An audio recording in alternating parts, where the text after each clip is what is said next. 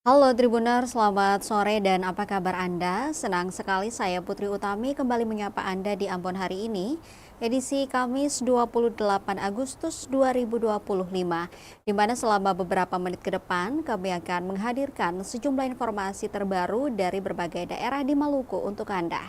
Kita mulai dengan berita pertama. Kapolda Maluku ditantang Cipayung Plus berani tangkap pelaku pembakaran rumah warga Hunut. OKP Cipayung Plus Maluku memberikan tantangan terbuka kepada Kapolda Maluku yang baru, Irjen Pol Profesor Dadang Hartanto. Dalam aksi demonstrasi di depan Mapolda Maluku, Rabu 27 Agustus 2025, puluhan aktivis menuntut Kapolda untuk membuktikan keberaniannya dengan menangkap pelaku pembakaran rumah warga di Desa Hunut. Aksi yang dihadiri perwakilan dari GMKI, PMII, KMHDI, IMM, dan KAMI ini menyoroti lambatnya penanganan kasus pembakaran yang terjadi setelah tawuran antar siswa. Meskipun polisi telah bergerak cepat menangkap pelaku penikaman dalam waktu kurang dari 24 jam, kasus pembakaran justru belum menunjukkan kemajuan berarti. Menurut Ketua PMII Kota Ambon, Taufik Sowakil, hal ini menjadi ironi sekaligus ujian pertama bagi Kapolda baru. Pasalnya sampai saat ini belum ada satupun pelaku yang ditangkap. Padahal kepolisian sudah memeriksa 18 saksi dan olah TKP. Taufik dengan tegas menantang Kapolda Maluku. Sementara itu Ketua GMKI Cabang Ambon, Apriansa Atapari, turut memberikan peringatan keras. Ia menyatakan Cipayung Plus memberikan batas waktu 1 minggu kepada kepolisian untuk menangkap pelaku.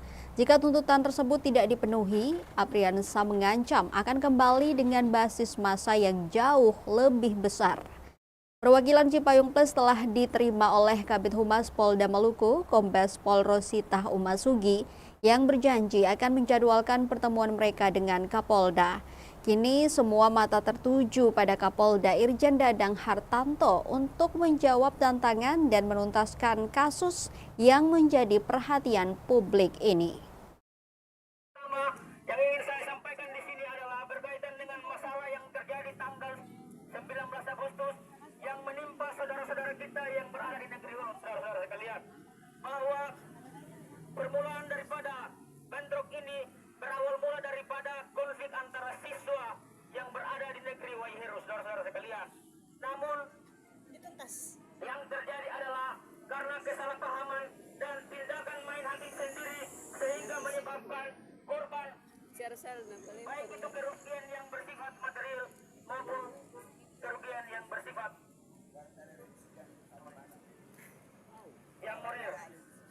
Yang berikut berkaitan dengan aksi kami ini, hari ini bertepat sudah 1 minggu lebih, 1 minggu 1 hari, pelaku provokator, pelaku penyerangan, dan pelaku pembakaran rumah di negeri Hunut sampai hari ini belum ditangkap, saudara-saudara sekalian. Hari ini saya menagih janji Bapak Kapolda Maluku bahwa pihak kepolisian mestinya memberikan keadilan dan kebenaran untuk warga Hunut, Bapak Ibu saudara sekalian. Kalau kebenaran itu ada dua, tolong kasih satu per orang Hunut jiwa. Tuntas memangnya? Institusi polisi adalah alat negara yang hari ini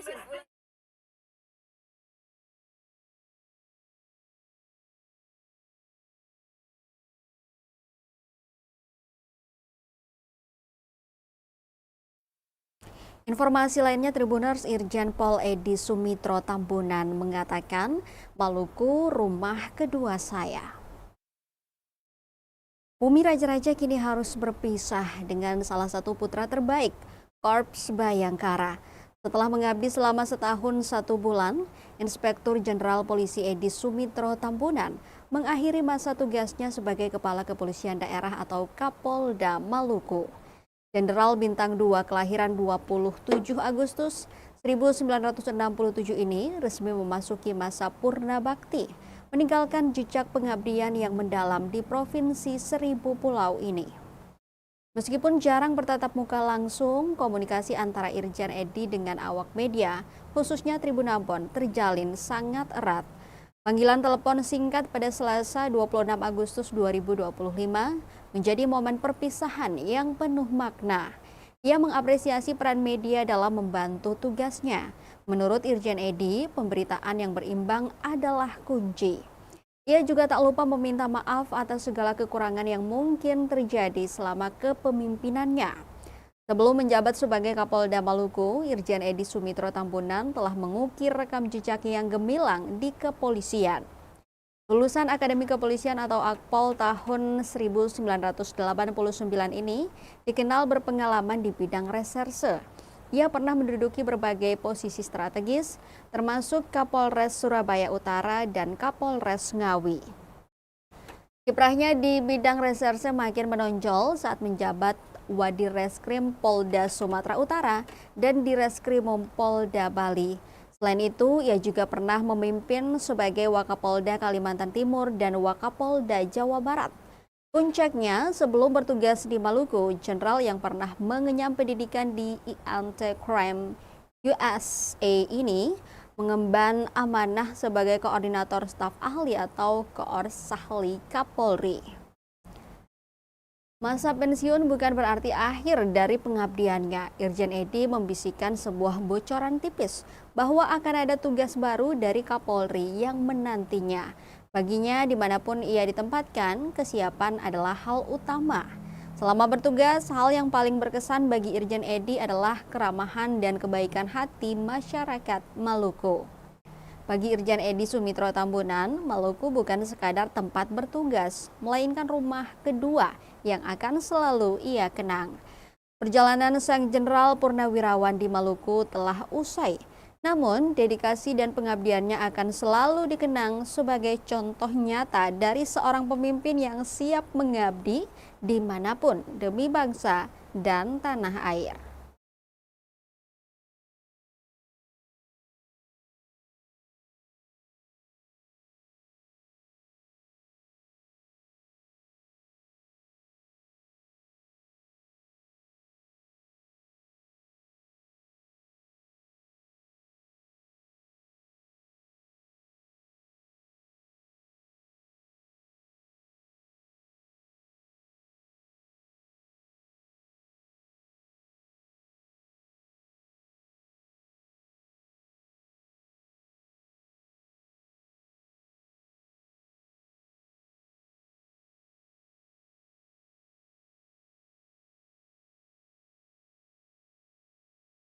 Al- Aliansi Baku Jaga Tanah demo tolak PT Waragonda Minerals Pratama di Haya. Ini tanggapan Pemprov.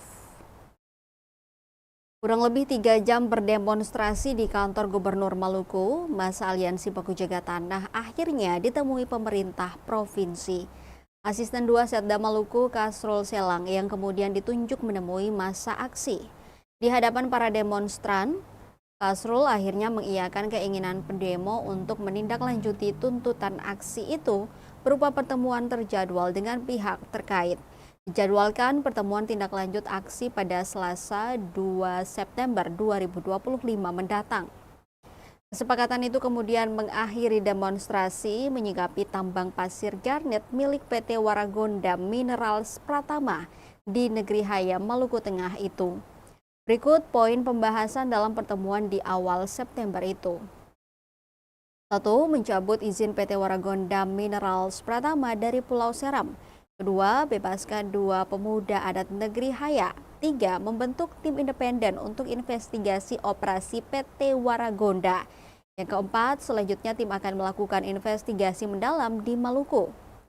Diberitakan sebelumnya Tribuners di depan kantor Gubernur Maluku, Aliansi Baku Jaga Tanah demonstrasi tolak operasional PT Waragonda Minerals Pratama di Negeri Haya, Maluku Tengah, Rabu 27 Agustus 2025. Pantauan tribunambon.com, masa aksi berkumpul dan memulai orasi dari Lapangan Merdeka, Kota Ambon, sekitar pukul setengah 12 siang waktu Indonesia Timur. Terlihat puluhan masa aksi mengenakan atribut adat kain berang dan sejumlah poster kecaman terhadap PT Waragonda.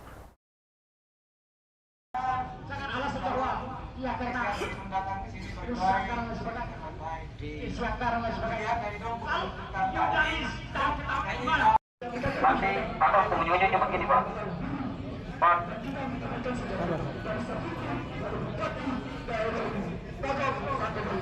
Pak nanti atau kantor temuan itu begini Pak. Upayanya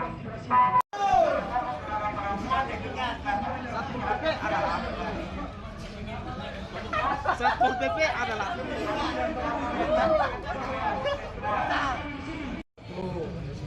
guna membahas poin-poin sebagai berikut.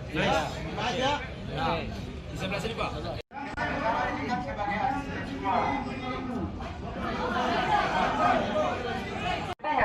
Kami Aliansi Pemuda Baku Jaga Tanah menyatakan dengan tegas poin tuntutan. 1. Segera cabut izin PT Wargonda Mineral pertama dari Pulau Serang.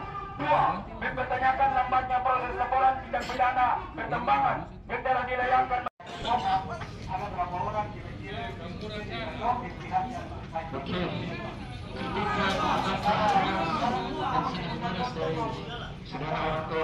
ketahui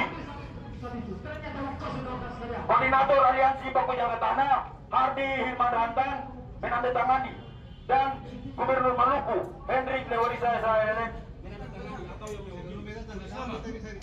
warga yang lainnya harus dilihat sebagai perjuangan untuk menjaga lingkungan, wilayah adat dan ruang hidup mereka sendiri, dan sebetulnya tidak boleh dikriminalisasi. Hal itu selaras dengan Bapak Ibu. Maka dari itu kami akan bertahan sampai Bapak Gubernur hadir di sini. Cukup sekian, terima kasih penonton. Korban kriminalisasi oleh perusahaan. Pihak kepolisian pun secara tiba-tiba menangkap keduanya tanpa alat bukti yang cukup dan sah. Keduanya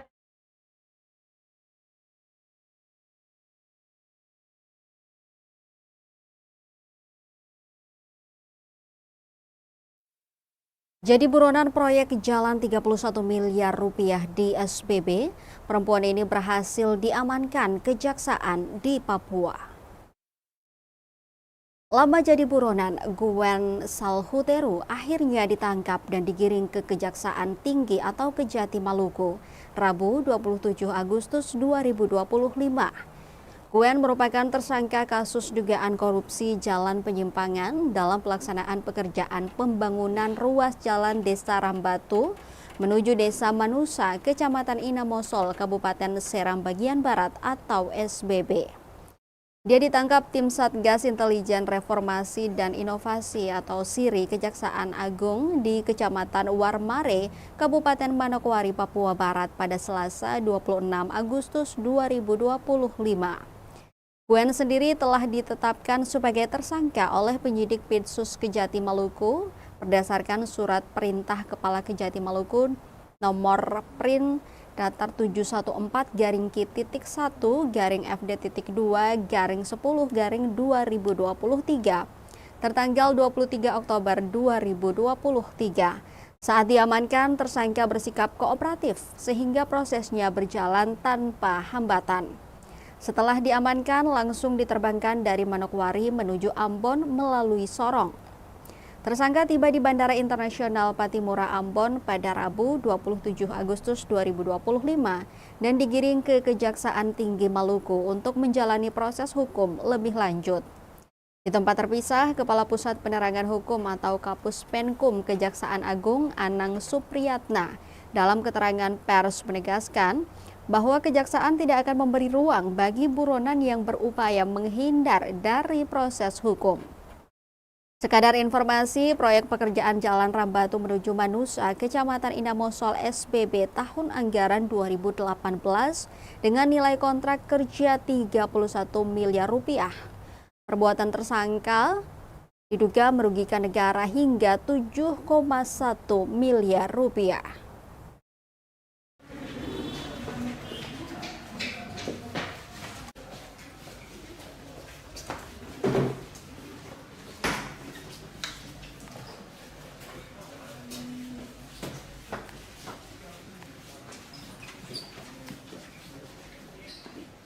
Mana Kak Sidik, ruangan dulu, matiin.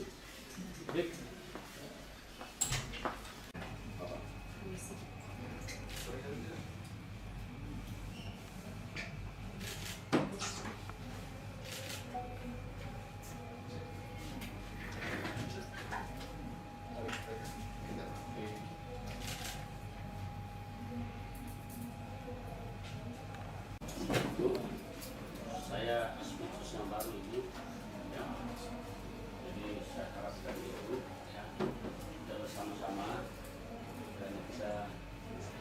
lanjutkan proses ya.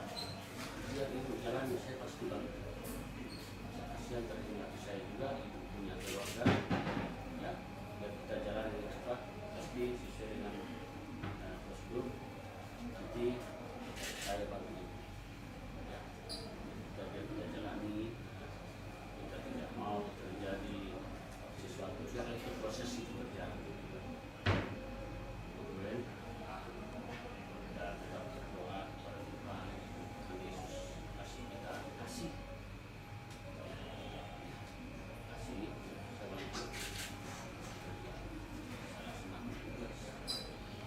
sama-sama kita berdoa saya apa sejauh manapun ibu bertindak kalau kita jalani dengan proses kita tidak tahu nanti di persidangan nanti.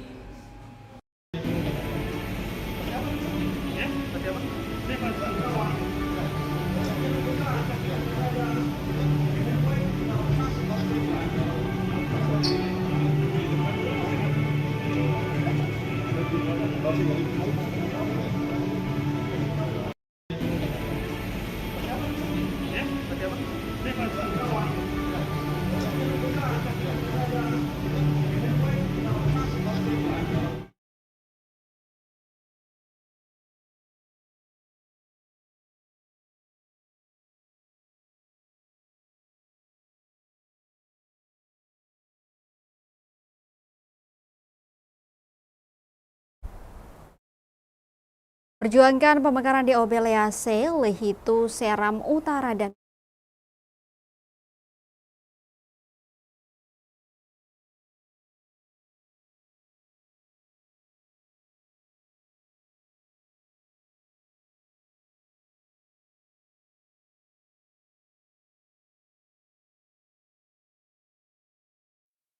Perjuangkan pemekaran DOB Lease, Lehitu, Seram Utara, dan Banda, Forkoda Maluku temui DPRD Malteng.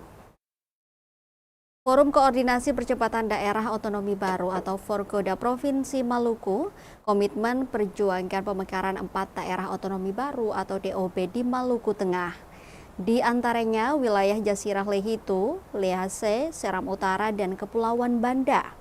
Sebagai Ketua Forum Koordinasi Percepatan Daerah Otonomi Baru atau Forkoda, Junaidi Raupele menyatakan Forkoda Provinsi Maluku memprakarsai pertemuan dengan Ketua DPRD Maluku Tengah dalam rangka pemenuhan persyaratan untuk pemekaran daerah otonomi baru yaitu Lease, Lehitu, Seram Utara, dan Kepulauan Banda.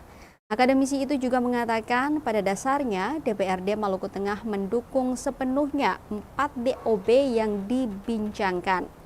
Namun pemenuhan persyaratan usulan DOB standarisasinya ada pada eksekutif dan legislatif, terutama dari pihak eksekutif. Tentu Forkoda harus memenuhi salah satu syarat yakni terbentuknya 4 wilayah kecamatan. Sayangnya dari 4 DOB hanya Lease yang memenuhi persyaratan 4 kecamatan. Untuk Lehitu masih kekurangan wilayah kecamatan, begitu pula Kepulauan Banda dan Seram Utara. Junaidi bilang Ketua DPRD Maluku Tengah merespons baik, namun perlu diperhatikan ketaatan pada kemampuan pemenuhan persyaratan untuk menjaga stabilisasi di tengah masyarakat. Junaidi meyakini ketika terpenuhnya persyaratan, maka tidak akan terjadi gesekan. Dengan pemenuhan persyaratan tersebut, lanjut dia, maka anggota DPRD dari wilayah Lease bisa berproses ke hak inisiatif. Dalam pertemuan tersebut, dokumen awal DOB Lease telah diserahkan kepada Ketua DPRD Maluku Tengah sebagai wujud komitmen perjuangan yang dilakukan. Sementara itu, Ketua DPRD Maluku Tengah Heri Menkart Haurisa merespons positif aspirasi masyarakat terkait rencana pemekaran DOB.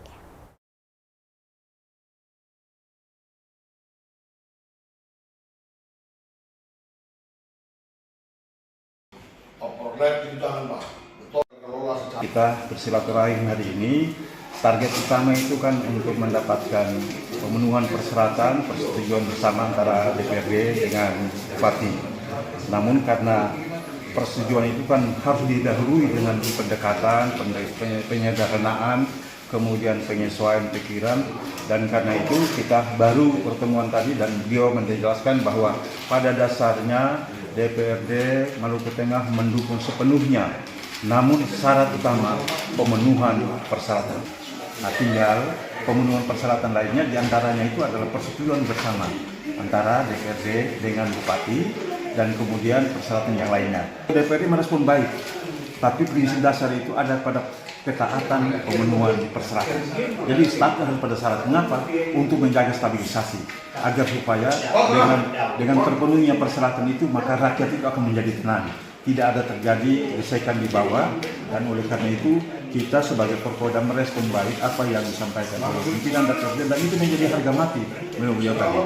Kalau misalnya ada wilayah ini sudah pada pemenuhan persyaratan, maka tidak ada alasan. Beliau menyarankan supaya agar terjadi harmonisasi, maka sebaiknya Forkoda menginisiatif untuk bertemu dengan Pak Bupati.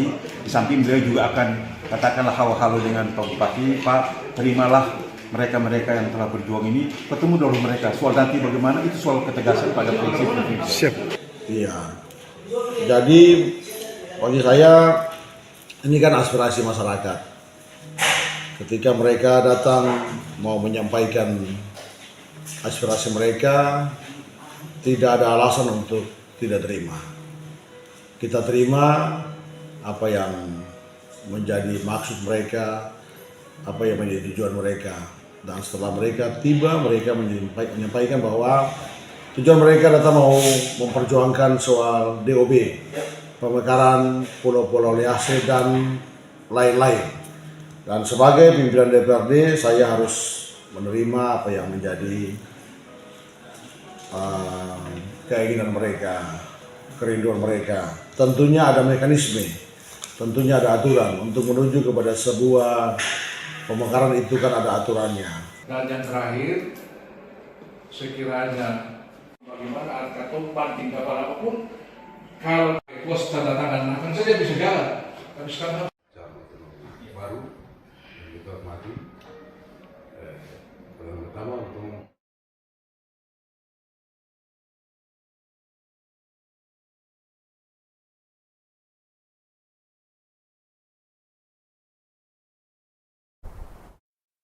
Perjuangan masyarakat Pegunungan Seram Utara tempuh perjalanan 3 hari untuk dapat layanan kesehatan. Perlu sekurangnya 3 hari bagi masyarakat Pegunungan Seram Utara, tepatnya dari negeri Hatuwolo, untuk dapat pelayanan kesehatan di Puskesmas Wahai, Kecamatan Seram Utara, Kabupaten Maluku Tengah. Tantangan tersebut dialami Wendy Rehena, 37 tahun, seorang ibu rumah tangga dari negeri administratif Hatuwolo yang memiliki 3 orang anak, di mana anak pertamanya berusia 11 tahun, anak kedua 10 tahun, dan anak ketiga 7 tahun. Tepat Senin 10 Agustus 2025, ia bergegas membawa 2 anaknya yang sakit menuju Puskesmas Wahai. Hal itu dilakukannya karena keduanya tak bisa dirawat dengan pengobatan tradisional. Kepergian Mama Wendy dari negeri administratif Hatuwolo ke Wahai ditemani sang suami tercinta. Selama perjalanan, Mama Wendy dan suami berbagi tugas. Mama Wendy menggendong anak paling bungsu dengan gendongan kain, sementara sang suami juga menggendong putri kecil mereka. Untuk sampai ke Wahai diperlukan 2 hari perjalanan dari Elemata. Waktu itu cuaca tidak bersahabat, hujan lebat dan banjir membuat dirinya harus bermalam di walang-walang yang terletak di bantaran Sungai Sari Putih. Saat itu mereka tak sendiri, namun ada 2 keluarga yang juga bepergian ke Puskesmas Wahai untuk pemeriksaan kesehatan. Sesampainya di pemukiman daerah pesisir, mereka menginap di unit O, Desa Administratif Rejosari, Kecamatan Seram Utara, Timur Kobi. Ia menceritakan kala itu anaknya mengalami demam tinggi. Ia khawatir anaknya terkena malaria, namun hasil pemeriksaan menunjukkan demam biasa. Sementara 1 anaknya lagi mengalami cedera tulang belakang, tulangnya agak menonjol. Terakhir anak bungsunya mengalami gizi buruk. Usai pemeriksaan, Mama Wendy dan suami harus kembali ke Hatuwolo, namun anak mereka tidak ikut pulang. Mereka menginap di Wahai. Walau begitu, mereka masih bisa menarik napas lega. Pasalnya, seluruh biaya pengobatan dan biaya pulang pergi ditanggung oleh pihak desa. Tentu dari tantangan perjalanan untuk mendapat akses pelayanan kesehatan ini, sebagai seorang ibu, mereka berharap agar desanya bisa memiliki satu bidan desa.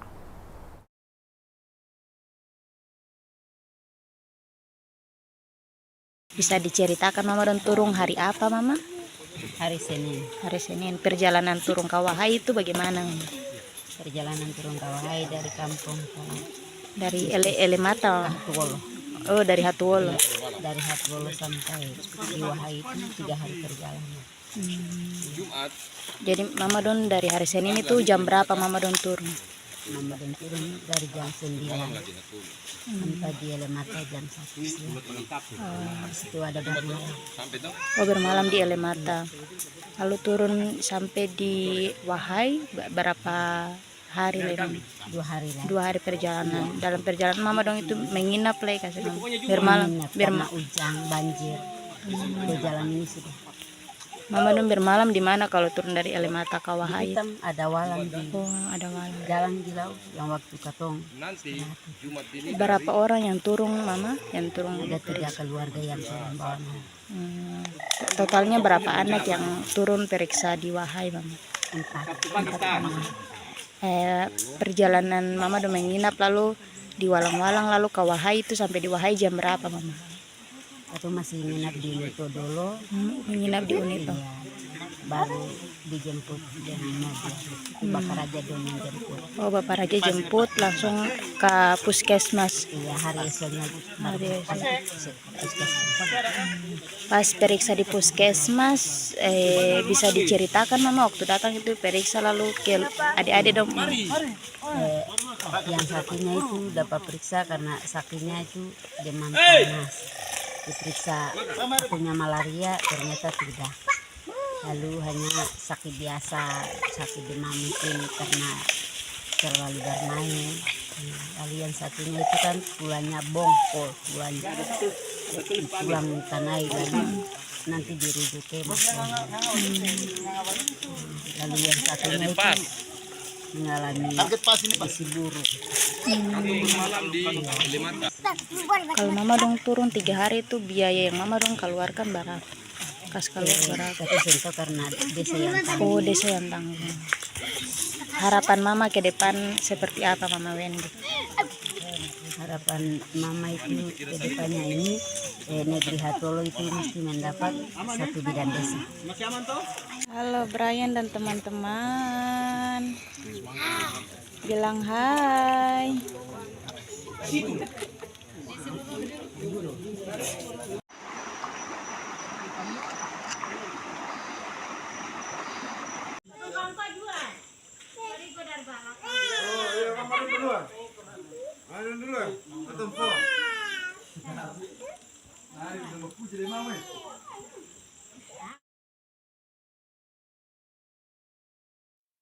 Dari Maluku Tengah kita ke Seram bagian Timur, Tribuners. Nagetrans SBT gelar pelatihan berbasis kompetensi, siapkan SDM unggul dan berdaya saing.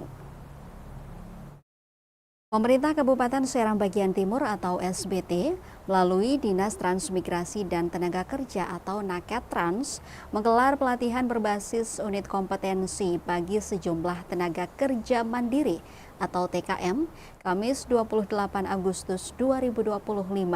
Sebelumnya pemerintah setempat melalui dinas teknisnya juga melaksanakan kegiatan serupa di Kecamatan Siritaun Wida Timur dan Tutuk Tolu.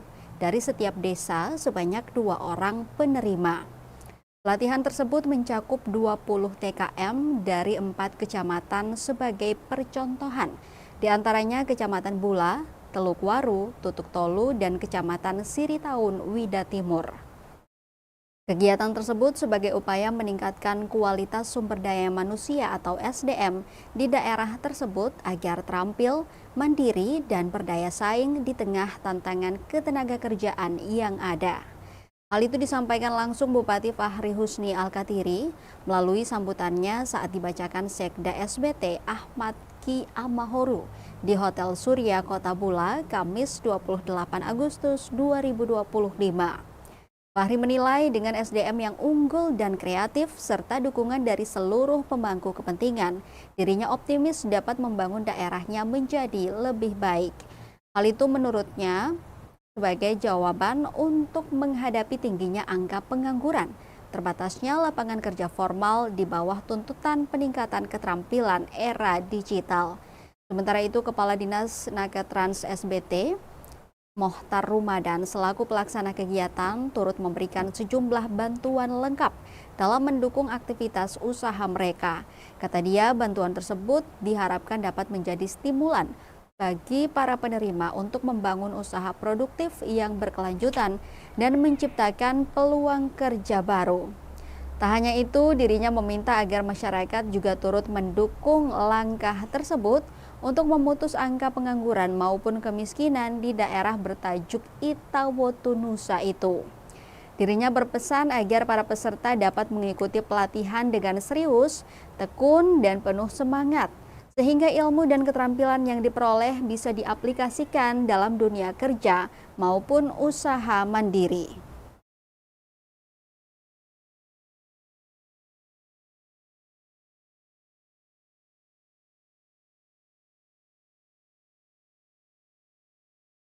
Bantuan itu terdiri dari gunting manual itu satu paket, isinya ada sekitar 2 ditambah dengan peralatan kecil-kecilnya lain di dalamnya, terus gunting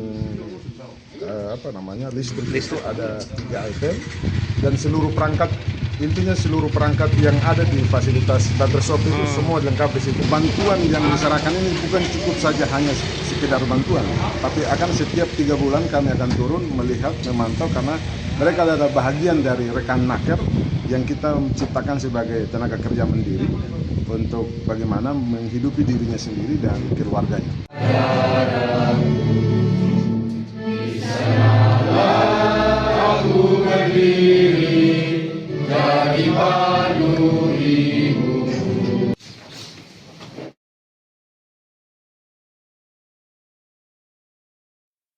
Kita ke berita terakhir, Tribuners. Kondisi pasar lesu, harga embal utuh anjlok di kisaran Rp50.000. Harga embal di Pasar Langgur, Kabupaten Maluku Tenggara atau Malra, Provinsi Maluku perlahan mulai anjlok pada Kamis 28 Agustus 2025. Harga embal mentah utuh dibanderol Rp50.000, turun selisih Rp20.000 dari harga sebelumnya Rp70.000. Mercy Talubun, salah satu pedagang embal, mengaku daya beli masyarakat menurun drastis. Kondisi pasar hanya ramai namun peredaran uang melemah. Menurutnya, produksi embal di beberapa sentra pangan lokal normal, namun tak didukung daya beli dari masyarakat. Sedangkan lanjutnya, per potong embal mentah dijual Rp20.000 per potong. Berikut daftar olahan embal dan harganya. Untuk olahan embal sendiri dijual variatif. Misalnya untuk embal bakar baobes atau bunga original dijual per 3 keping Rp10.000. Kemudian embal kacang produksi Ohoy atau Desa Debut dihargai Rp15.000. Embal kacang produksi Ohoy Ibra Rp10.000. Embal keju 3 rasa Rp25 hingga Rp30.000 per mika. Embal keju 1 rasa Rp25.000 per mika. Embal coklat Rp25.000 per mika. Embal kacang produksi Kesyang Rp25.000 per pieces. Berbagai varian Rp35 hingga Rp50.000 per toples ukuran sedang dan besar. Stik keju Rp25.000 per bungkus. Stik balado Rp25.000 per bungkus.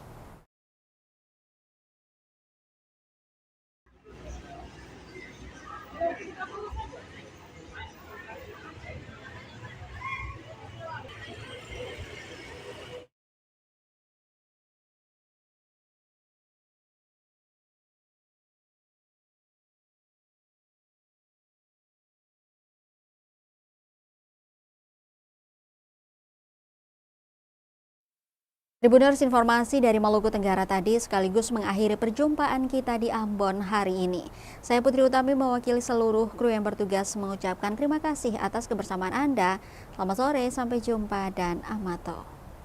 Download Tribun X sekarang, menghadirkan lokal menjadi Indonesia.